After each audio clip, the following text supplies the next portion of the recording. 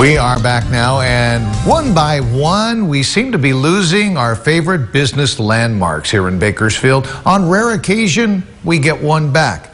In another installment of his ongoing series, Where We Live, 17's Robert Price reintroduces you to one of them. If you've been missing a part of your Old Town Kern experience, good news. Narducci's is back. Order up. History wafts through Old Town Kern like sautéed garlic.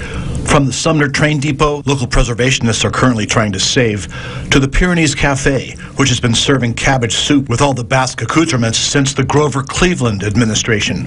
But Narducci's can tell tales of yore with the best of them. The Narducci story starts in 1894 when Marius Sesmat built the 22-room hotel right there on East 21st Street. President William McKinley stayed one night in 1900, speaking from the balcony.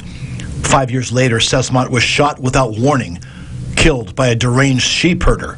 Frank and Anselma Amistoy bought the hotel in 1927, and daughter Josephine sold it to Raymond Mattia in 1964.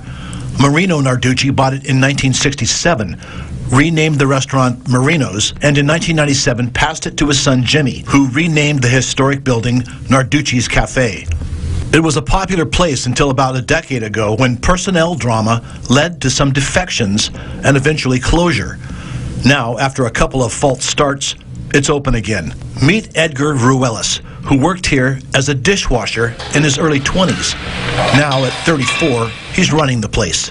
It had been closed for, like I said, about 4 years or so there was about a quarter-inch of dust everywhere, man.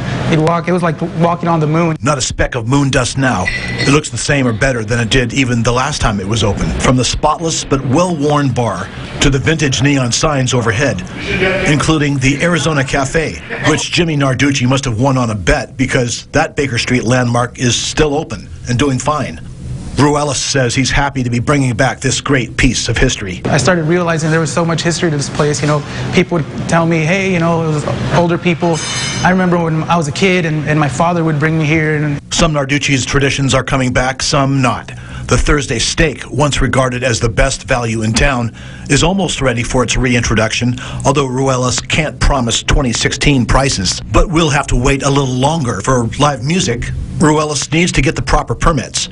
Same goes for the liquor license. For now, it's just beer and wine. And look at it, man. It's a beautiful place. People try to mimic this look for certain restaurants, but this is the real deal. The Basque pub crawl, which was missing its halfway point stop between Luigi's and Pyrenees Cafe, is almost back to full strength now. The vacant former home of the Noriega Hotel, that's still quiet. Perhaps that's a story for another day. No word yet on when Narducci's might bring back live music, but it is in the plans.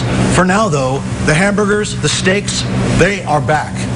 At Narducci's, Robert Price, 17 News. Good to see that. That's a great comeback story right there. And I love the original bar and everything's still there. Yeah, it still looks good. Yeah. Well, still to come.